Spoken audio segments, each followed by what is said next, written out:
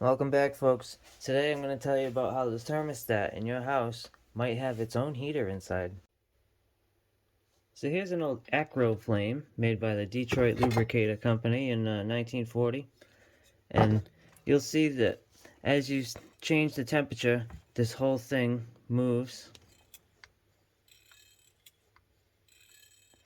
And you'll also notice that there's like that magnet, right? It pulls in once it gets close, and then when it tries to get away, it can't until a little bit of pressure has been built up. And basically that's to prevent arcing and give you positive contact, so when the temperature is close, it's not like constantly turning the furnace on and off.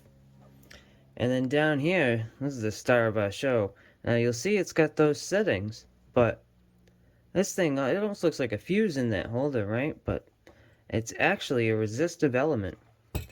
And I'll show you.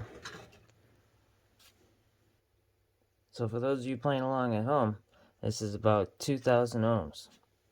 And if I put in a call for heat, you'll see the light bulb come on indicating that it's calling for heat. And we measure this resistive element.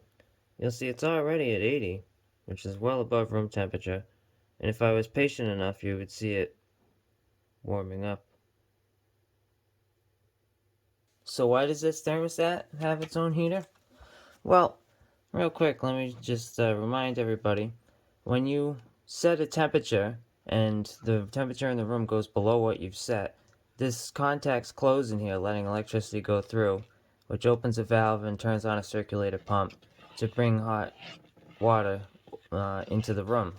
Well, as that hot water enters the radiators, the air around the radiators warms up, and the air next to that warms up, and so on. The heat propagates through the room. Now, by the time the air around this thermostat gets to what it's set to and it shuts off, the air over here and up here is hotter than whatever this is set to. So they put a heater inside this that warms up the thermostat in anticipation of the heat coming from the radiators. So this will shut off before the air around it reaches the set temperature, and then as the heat propagates, it keeps it off. Alright, so let's take a look at one more antique thermostat. You can see that it's got a glass thermometer here, so you can tell the temperature in the house. Oh, and up here is where you set what temperature you want it.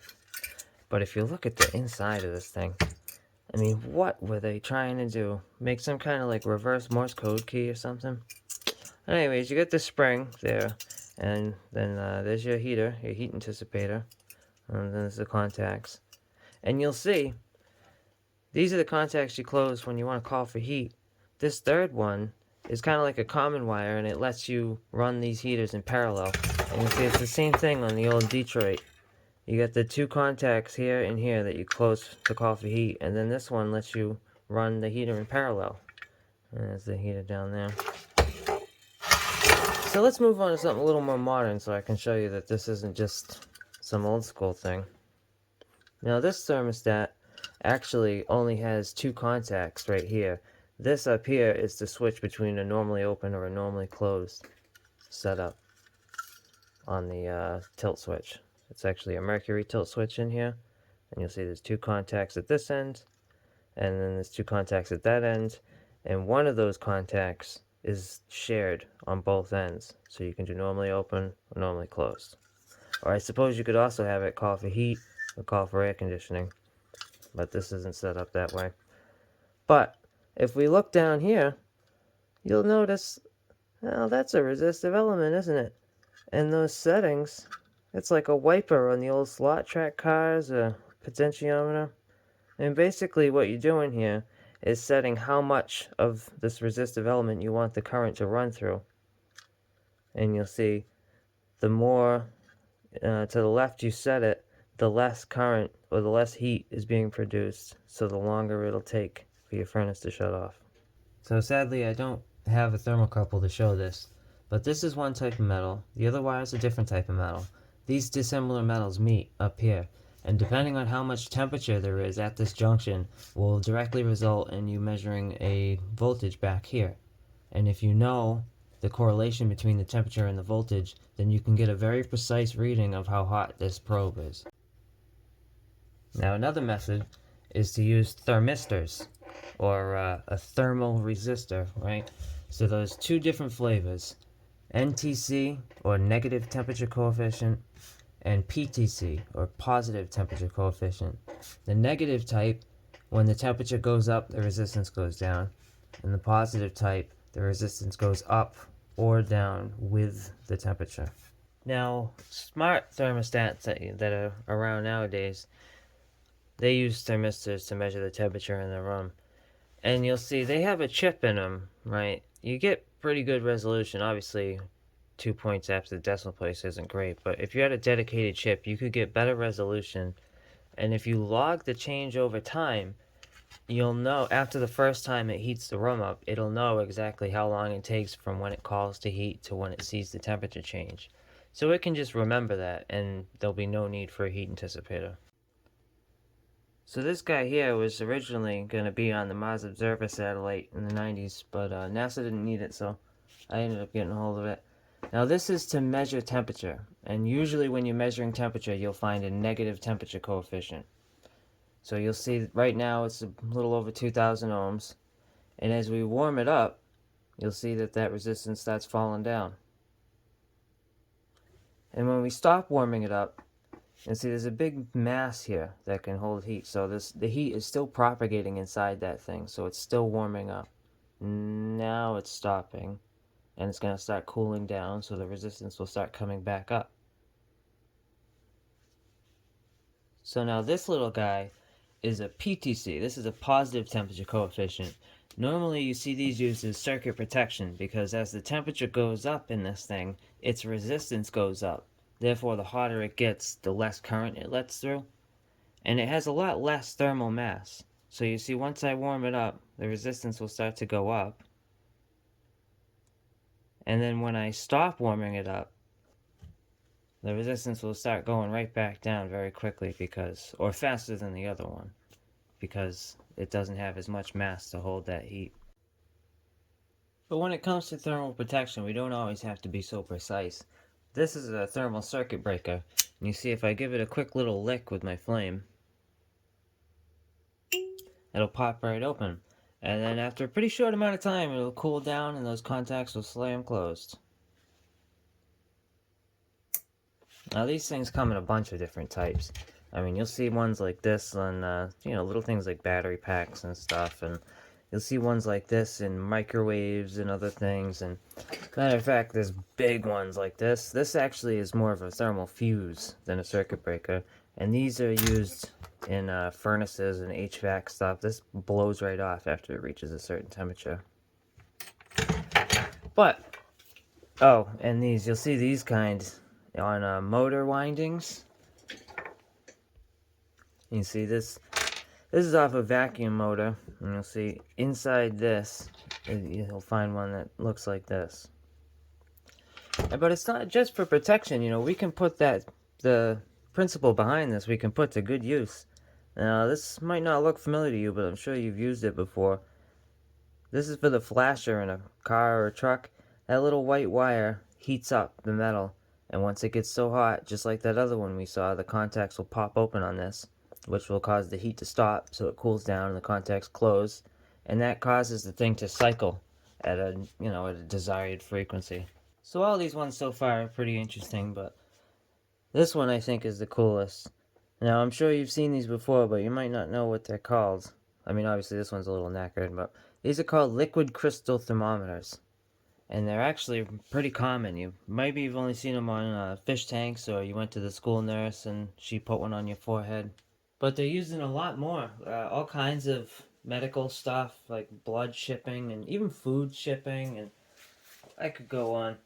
So the way it works basically is there's a liquid in here that's on the verge of crystallizing, and the hotter you get it, the more of it crystallizes. And when it crystallizes, it starts reflecting different wavelengths of light, or you see different colors. And somebody said, "Oh, we could use that as a thermometer." And those liquid crystal thermometers have been around for a long time. As a matter of fact, on old computers like the Apple II, people would buy these liquid crystal thermometer stickers, and they'd put them on the outside of the computer case so that they could tell if the computer was overheating. Now, if you ever used an infrared thermometer before, I'm sure you've wondered how they work. There's a common misconception that it has something to do with a laser, because a lot of them has a laser on them for aiming. But actually, the way these things work, right, is there's a little lens right here. And you'll see that's the shiny part in there. And basically, any object that has any heat to it above 0 Kelvin gives off infrared radiation. And that lens focuses, when you aim it at something, the infrared radiation goes through that lens and gets focused down to a point. And that point can be a thermocouple, like we had discussed earlier, or it could be a thermistor, like we discussed earlier. But either way, that infrared radiation heats up that point, and the circuitry in here measures the voltage, or it measures the resistance, and gives you a temperature. And another neat way of measuring temperature, now this is a thermostat out of an air conditioning system. And here's the probe at this end, and it's basically like a glass thermometer, where the hotter this gets, the more pressure gets built up inside of it. And what's happening at this end is as you're turning this, you're basically preloading a spring that's trying to push on this compliance mechanism. And it pushes with a certain amount of force, and the hotter this gets, that adds force. So eventually these two forces combined will cause the compliance mechanism to flip over, closing the contacts. But what I think's so cool about this type, inside this thing, I mean, first of all, how can we ignore that, right? But the compliance mechanism I was talking about, you'll see as force gets added to it, it'll flip over and open the contacts, or flip up and close them. Okay, so as I mentioned, when you heat up that temperature sensor on the end, this gets harder to compress. So to demonstrate that, I'm going to use the speedometer from a boat and a syringe. Now the speedometer from a boat works by the faster the boat goes through the water, it forces water into this tube that at the end of the tube is this speedometer. So the faster you go, the more water pressure there is, and the higher the gauge. So basically, the harder I push, the higher this gauge will read.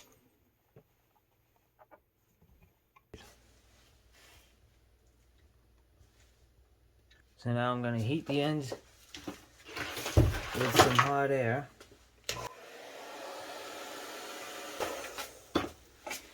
And now we'll try it again.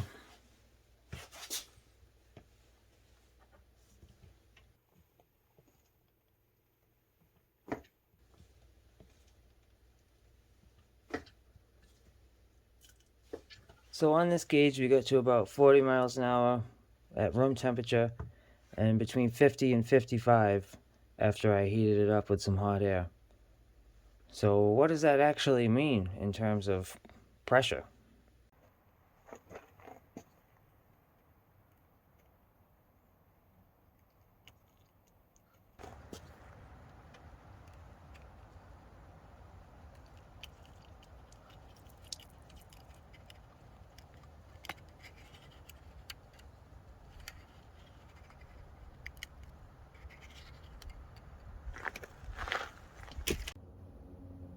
Alright, so after watching that back, I realized the footage is out of focus and I'm shaking, and it's a real nightmare. But if you can trust me, I'm going to tell you, 40 miles an hour on that gauge was around 12 to 14 pounds, and 50 miles an hour on that gauge was about 25 pounds. Alright, so we started this video talking about thermostats that have their own heater, and I want to end it by talking about a heater that could be used as a thermometer. Now this is called a Peltier generator, and it's basically just made up of a bunch of little tiny thermocouple things in there. And just like a thermocouple generates electricity when you add heat, with this, if you add electricity, it'll generate heat. Or more precisely, it generates a temperature differential because one side gets hot and the other side gets really cold. And it works off this principle called the Seebeck effect. It's a little more than I want to get into at the end of this video, so see you later. It's so cold.